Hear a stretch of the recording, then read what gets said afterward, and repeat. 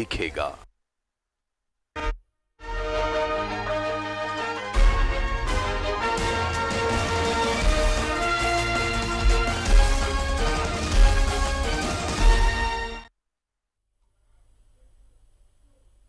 नमस्कार, मैं हूं पंकज पांडे लेकर हाजिर हूं। अपना धन्यवाद करेंगे आधे घंटे तक। धन्यवाद और उसके आसपास से जुड़ी हर छोटी बड़ी अहम खबरों की चर्चा। पहली खबर पूर्व मुख्यमंत्री और बीजेपी के विधायक दल के नेता बाबूलाल मरांडी से जुड़ी हुई।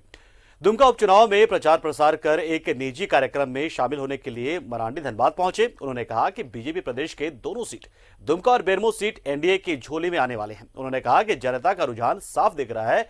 पूर्व मुख्यमंत्री रघुवर दास के आपत्तिजनक बयान के बारे में उन्होंने कहा कि पूर्व मुख्यमंत्री का शिबू सोरेन और हेमंत सोरेन से पुराना रिश्ता है, इसलिए इस पर हम कुछ नहीं कहेंगे। वो दोनों आपस में किस तरीके से बात करते हैं, उनका रिश्ता कैसा है, ये वो दोनों ही जाने।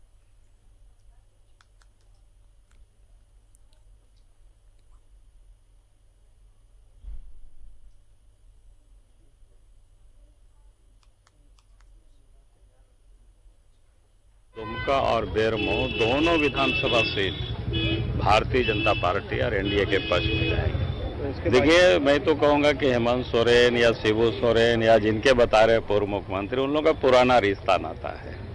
जब पुराना रिश्ता नाता रहता है तो उसमें बीच में हम लोग इधर धनबाद के बैंक मोड़ को जल्द ही जाम की समस्या से छुटकारा मिलने वाला है। बैंक मोड़ के पुराने नगर निगम कार्यालय में 6 मंजिला भवन बनाने का प्रस्ताव है। तो कैसे है ये पूरी रणनीति और क्या कुछ होने वाला है, दिखाते एक रिपोर्ट के जरिए आपको। नगर निगम का पुराना कार्यालय बैंक मोड़ में है। यहाँ निगम की 2 एकड़ से अधिक जमीन है। इनमें बहुमंजिला भवन बनाना है। इस भवन में तीसरी मंजिल पर पार्किंग की सुविधा मिलेगी। छोटी बड़ी कम से कम 400 वाहनों की पार्किंग होगी। इसके ऊपर के फ्लोर में मार्केट कॉम्प्लेक्स और निगम का कार्यालय होगा। भवन बन जाने से बैंक मोड़ और आसपास के क्षेत्रों में सड़क जाम की समस्या से लोगों को राहत मिलेगी। इसको लेकर नगर आयुक्त ने फाइल नगर विकास मंत्रालय को भेज दी है। कुछ त्रुटियों के कारण थोड़ा विलंब हो रहा है। पार्किंग भी हमारा अभी प्रक्रिया में है। 2 एकड़ जमीन है, काफी वैल्यूएबल जमीन है। बैंक बोर्ड चैम्बर के पदाधिकारी भी मानते हैं कि यहाँ पार्किंग बन जाने से सड़क पर जो गाड़ियां लगती है वो पार्किंग में लगेगी और जाम से लोगों को निजात मिल जाएगा। पूरे रूप से धरातल पे उतर जाता है और नगर निगम एक पार्किंग जो घोषणा कर रहा है, काफ़ी दिनों से घोषणा हो रही है, तो अगर ये बन जाता है तो निश्चित रूप से जो है सड़कों पर इसका लोड कम पड़ेगा और पूरे बाजार को, लोगों को, आमजन को काफ़ी बदलते शहर की एक नई चीज मिलेगी शहर को और शहर वासियों को। और ये बहुत ही जल्द होना चाहिए, क्योंकि हम लोग सुन तो बहुत दिनों से रहे हैं, लेकिन इस पर एक काम नहीं हो रहा है। अगर काम होता है और अगर इस तरह की पार्किंग बन जाती है तो इससे बढ़िया और कुछ नहीं हो सकता। बहरहाल नगर निगम का ये शॉपिंग कॉम्प्लेक्स बन जाता है तो धनबाद जो वर्षों से जाम झेल रहा है उससे मुक्ति मिलेगी और निगम को अपना कार्यालय भी मिल जाएगा।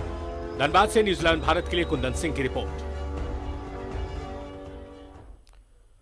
तो सिर्फ बैंक बोर्ड ही नहीं बल्कि केंदुआ सड़क पर भी हमेशा जाम की स्थिति बने रहती है और आम लोग इससे काफी परेशान होते रहते हैं। धनबाद में दशकों से लोग इस समस्या से जूझ रहे हैं। अगर आपको केंदुआ से पुटके जाना हो तो मात्र 10 मिनट का समय लगेगा, लेकिन ट्रैफिक जाम में फंस गए तो घंटों वहीं गुजारने भी पड़ेंगे। इसका सबसे बड़ा कारण केंदुआ पुल के नजदीक कपड़े के कई नामी गिरामी मॉल के आगे बेतरतीब ढंग से पार्क हुई गाड़ियां हैं। इसके साथ ही लोगों की लापरवाही से भी जाम की समस्या पैदा हो रही है। ऑटो के लिए कहीं भी स्टैंड नहीं होने के कारण भी ऑटो चालक कहीं भी अपनी वाहनों को खड़ा कर देते हैं, जिससे जाम की समस्या आ जाती है। और इससे निजात पाने के लिए भी निगम की तरफ से कोशिश की जा रही है, लेकिन फिलहाल कोई विकल्प निगम को मिल नहीं रहा है कि आखिर कैसे इस जाम से निजात दिलाई जाए। ट्रैफिक पुलिस लगातार कोशिश करती, लेकिन लोग ना तो जागरूक हो रहे हैं और ना ही जाम से छुटकारा मिल रहा है लोगों को।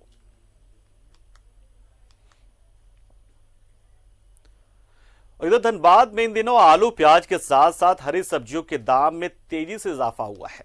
इसका असर अब लोगों के घरों के बजट पर भी पड़ने लगा है। तो क्यों लोग अब परेशान हैं और क्या वहां पर लोग कहते हैं इस महंगाई को लेकर, वो आपको एक रिपोर्ट के जरिए दिखाते हैं।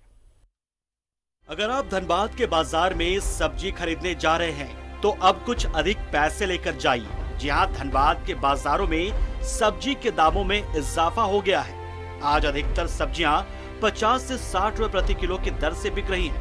वहीं प्याज तो अब थाली से गायब होने की स्थिति में पहुंच चुका है। आलू प्याज थोड़ा थोड़ा पहले से तो महंगा हुआ है, लेकिन अब त्योहार है तो थोड़ा तो महंगा होता ही है। बजट सबको गड़बड़ाया है ना। बढ़ी हुई सब्जियों की कीमत से दुकानदार भी परेशान हैं। उनकी माने तो महंगाई की वजह से दुकानों में ग्राहक भी कम ही आ रहे हैं। वहीं दूसरी तरफ प्याज की बढ़ी हुई कीमत भी दुकानदारों को प्रभावित कर रही है। सफेद आलू 35, लाल 44, यही सब सर। महीना पहले आलू का दाम बढ़िया आलू था 32, लाल था 36-35 और प्याज मोटा मोटी 30-35 तक। महाजन लोग महंगा देता है तो हम लोग महंगा बेचते हैं। पिछले कुछ दिनों से धनबाद के बाजारों में आलू प्याज के अलावा सब्जियों की बढ़ी हुई कीमतों ने लोगों के घरों के बजट को प्रभावित करना शुरू कर दिया है। अब हम उम्मीद ही कर सकते हैं कि आने वाले दिनों में इनके दामों में कुछ कमी आए, जिससे आम लोगों को कुछ आराम मिल सके। न्यूज़ 11 भारत के लिए धनबाद से दिलशाद खान की रिपोर्ट। तो आलू जहां एक तरफ अर्धशतक की ओर बढ़ रहा है तो प्याज शतक की ओर बढ़ता नजर आया। इसकी वजह यह है कि दक्षिण भारत में बारिश की वजह से प्याज की फसल खराब हो गई है और जो अलवर की तरफ से प्याज आना है उसमें अभी 10 से 15 दिन की देरी, यानी कि राजस्थान से, यानी कि 10-15 दिन तक प्याज आपको भी रुलाएगा। इसके लिए निश्चिंत रहिए और उम्मीद कीजिए कि कम से कम प्याज में गुजारा चला ले। इधर शादी नवरात्र में महाअष्टमी के मौके पर समाज सेवी रामा सिन्हा ने गुणी जोरियों के 51 कन्याओं और पहला कदम स्कूल की 11 कन्याओं को सुकन्या समृद्धि योजना का लाभ दिलवाया। साथ ही कन्याओं का 5 पांव पखार उनकी पूजा की गई। सिन्हा ने 10 वर्ष से कम उम्र की हिंदू, मुस्लिम, सिख, ईसाई वर्ग की बेटियों की पूजा की, यानी कि दुर्गोत्सव का मौका जरूर था, लेकिन जो बेटियां थी सभी समुदाय, सभी वर्ग के बेटियों को यहां पर इकट्ठा किया गया और उनकी पूजा की गई।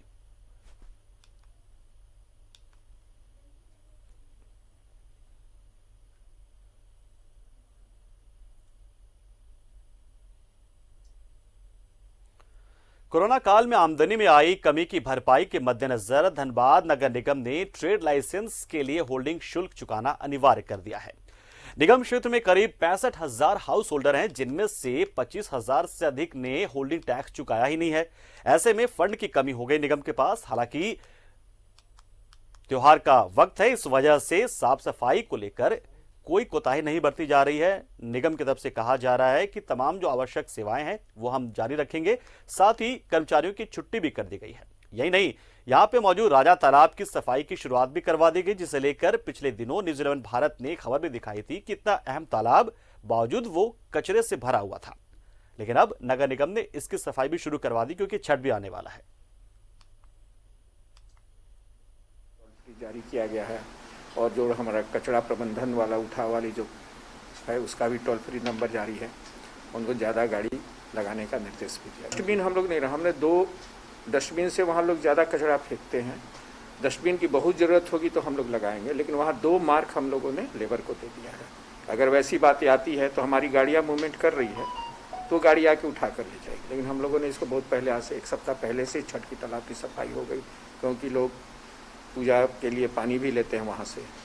तो 2-3 जो बड़े तालाबों हैं वहाँ काम पहले से भी शुरू हो गया है। छोटे तालाबों में भी हमारी काम चालू है कि छठ से पहले तक हम लोग इसको समाप्त कर देंगे। हो सकता है 10 दिन में मेरा तालाब की सफाई पूरी हो। धनबाद कोचिंग डिपो में शनिवार सुबह खाली मालगाड़ी के 2 इंजन पटरी से उतर गए। मालगाड़ी प्रधान खांता से धनबाद आ रही थी। बरमसिया आउटर पर मालगाड़ी पहले उसका एक इंजन और उसके बाद उसका दूसरा इंजन भी पटरी से उतर गया। इस घटना में रेलवे ट्रैक और पॉइंट को भी काफी नुकसान पहुंचा है। दोनों इंजन को पटरी पर लाने का काम चल रहा है।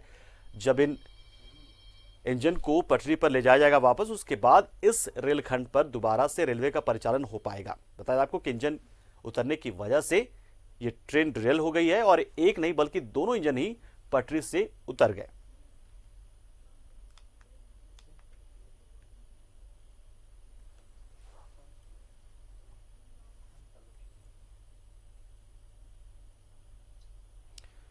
और बुलेटिन में फिलहाल रुकते एक छोटे से ब्रेक, लेकिन ब्रेक के उस पर आपको दिखाएंगे धनबाद में कैसा है दुर्गोत्सव का हाल, कैसी है तस्वीरें और कैसा है नजारा। हम तमाम अपने जो धनबाद के इलाके हैं उनसे जुड़े दुर्गोत्सव से हर खबर आप तक पहुंचाएंगे तस्वीरों के जरिए।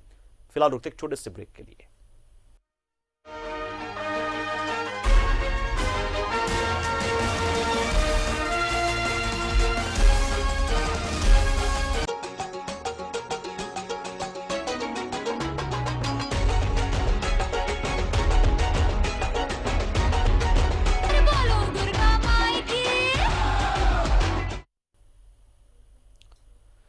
और चलिए अपना धनबाद में बात करते हैं दुर्गोत्सव की। दरअसल दुर्गोत्सव को लेकर एक कंफ्यूजन यहां पर था लोगों में, वो था महाअष्टमी और महानवमी को लेकर। लेकिन लोगों ने आज महाअष्टमी ज्यादा बढ़िया तरीके से मनाया, महागौरी की पूजा की है।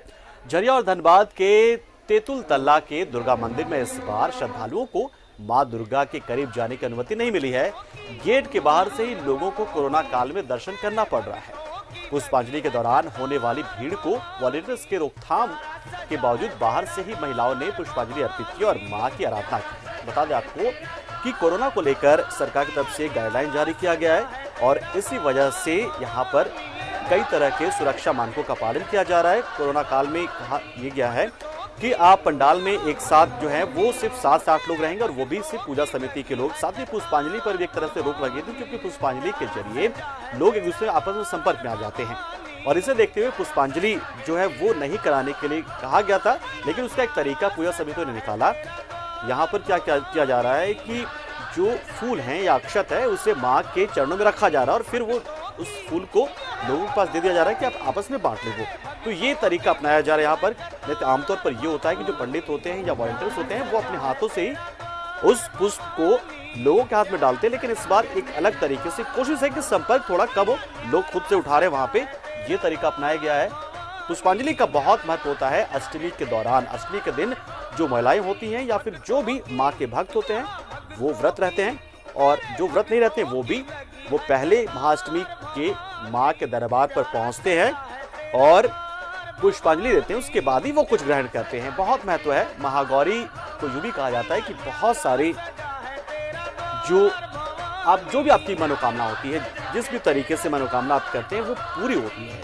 एकदम सौम्य सहज रूप है माँ का, बहुत ही सादगी भरा ये रूप लोगों को बहुत आकर्षित करता है। कन्याओं के लिए कहा जाता है कि यदि आप महागौरी की पूजा करते हैं तो आपको मनचाहा वर मिलता है। बता दें आपको कि इसके पीछे कहानी भी है। दरअसल एक अच्छे गौर वर्ण के लिए, अपने रंग के लिए एक बार मां काली ने पूजा अर्चना की थी। बहुत दिनों तक तब किया था, तब जाकर उन्हें ये गौर वर्ण मिला। उसके तब से उन्हें महागौरा कहा गया और तभी से महागौरा का ये रूप जो है वो 8वें रूप के तौर पर उनको पूजा जाता है।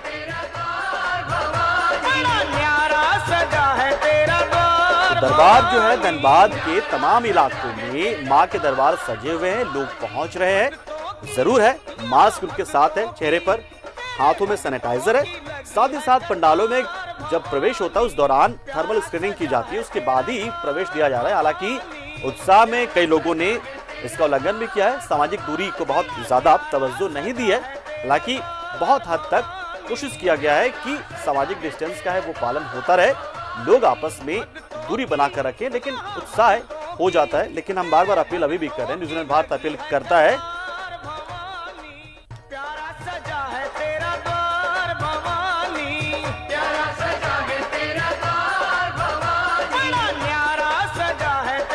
बार बार आपसे अपील हम ये करते हैं कि सामाजिक दूरी का पालन जरूर करें, क्योंकि सरकार की तरफ से गाइडलाइन जारी किया गया है वो आपकी सुरक्षा को लेकर किया जा रहा है। माँ और भक्त के बीच में कोई दूरी बनाने के लिए नहीं किया गया है। माँ की जो आपकी कामना है माँ से, वो माँ जरूर पूरा करेंगी। बस आप सच्चे दिल से घर में रहकर भी आप माँ की पूजा करें। महाअष्टमी पर कुछ इसी तरह से पूजा की गई और शायद यही वजह है कि लोग कभी दिखे हैं, लेकिन बावजूद कई जगहों पर उल्लंघन जरूर देखने को मिला है। और इधर महाअष्टमी के शुभ अवसर पर बंगाली कल्याण समिति की तरफ से एक बहुत खास पहल की गई है। एम्बुलेंस और एक अंतिम यात्रा वाहन आम लोगों को समर्पित किया गया है।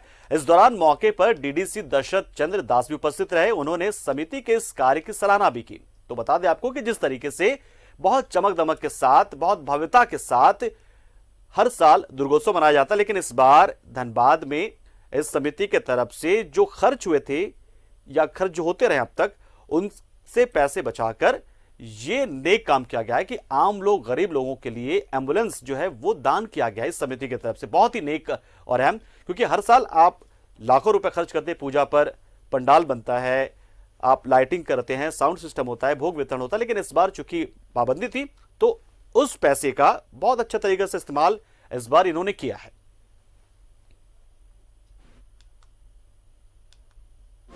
बीमार असहाय जो व्यक्ति हैं, दूर दराज में देहात में हैं, जिनको अगर किसी कारण बस सरकारी गाड़ी अगर उपलब्ध नहीं हो पाता है तो इस संस्था से भी अगर कांटेक्ट करते हैं तो ये भी यहाँ से एम्बुलेंस भेज करके बीमार आदमी को लाने का काम। तो शारदीय नवरात्र के अष्टमी पर चारों ओर भक्ति की बयार बह रही है। राजागढ़ स्थित मां दुर्गा के मंदिर में पूजा अर्चना के लिए महिलाएं सुबह से ही जुट रही गई। मऊदा के रेलवे कॉलोनी में पूजा पंडाल में भी कोरोना पर आस्था भारी पड़ती नजर आई। आसपास के विभिन्न पूजा पंडालों में मां के दर्शन करने भक्त जुटने लगे थे।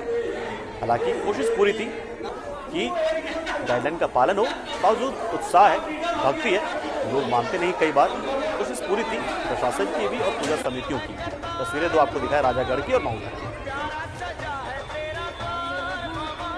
तो महाअष्टमी के अवसर पर धनबाद के विभिन्न पंडालों में श्रद्धालुओं की भीड़ देखने को मिली, जिसमें महिलाओं की संख्या ज्यादा नजर आई।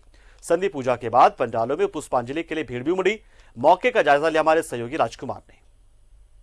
शारदीय नवरात्र की आज महाअष्टमी तिथि है और अभी हम धनबाद के सराय ढेला स्थित पूजा पंडाल में हैं और आपको बता दें कि पहली दफा महज 4 फुट की मूर्ति के साथ यहाँ पर माता की प्रतिमा महज 4 फुट की लगाई गई है और पुष्पांजलि का जो प्रक्रिया है वो महिलाओं के द्वारा पुष्पांजलि दी जा रही है।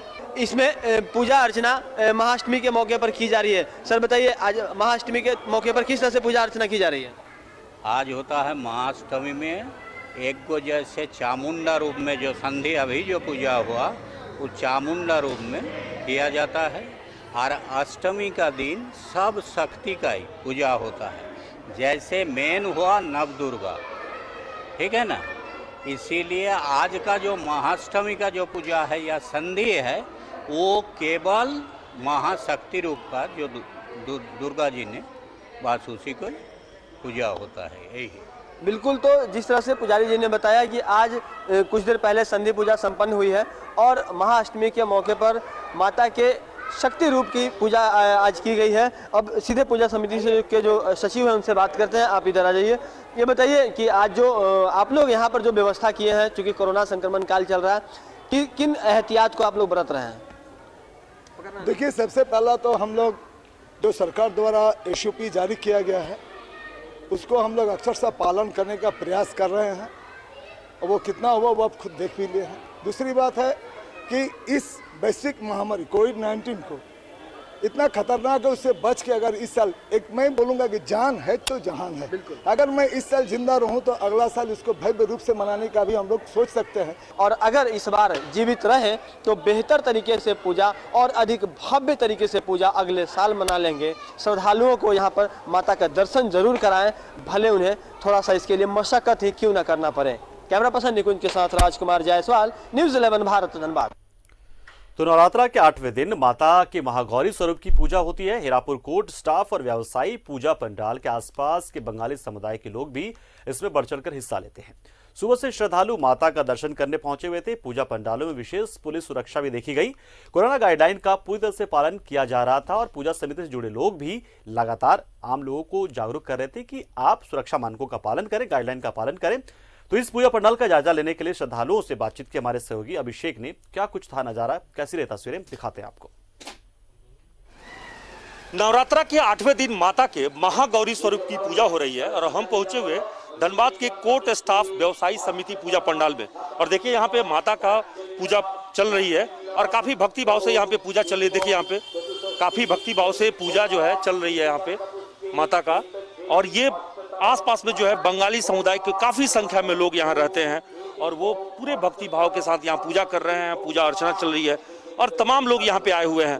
हालांकि यहाँ पे देखिए कि अंदर में पूजा पाठ जो के साथ साथ सोशल डिस्टेंस का पालन करते हुए किसी को अंदर जाने की इजाजत नहीं है, इसलिए बाहर से ही सभी लोग दर्शन कर रहे हैं और तमाम तरह के उम्र के लोग यहाँ पे हैं, हर एक उम्र के हैं, क्या बच्चे क्या बुजुर्ग, सभी लोग यहाँ पहुंचे हुए हैं और माता से आशीर्वाद ले रहे हैं। इस बार आप लोग जो है पूजा पाठ किस प्रकार से कर रहे हैं?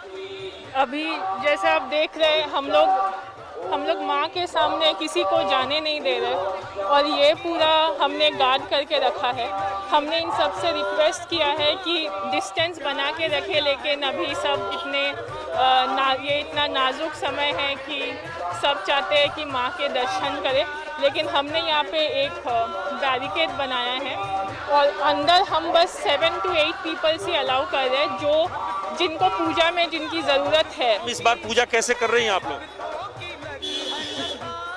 ऐसे कोरोना स्थिति में जैसा करना चाहिए, जैसा गाइडलाइन दिया हुआ है, प्रोटोकॉल दिया हुआ है, वैसे ही चल रहा है। कोरोना से बचना भी जरूरी है और माता का आशीर्वाद भी लेना है जरूरी है। देखिए, कोरोना से बचना इसलिए पहले जैसी जो रंगत है वो तो नहीं है, लेकिन उसके बावजूद भी तमाम तरह के SOP का पालन करते हुए पूजा भी हो जाए और कोरोना से लोग बचे रहें, इस बात का विशेष रूप से ध्यान रखा जा रहा है।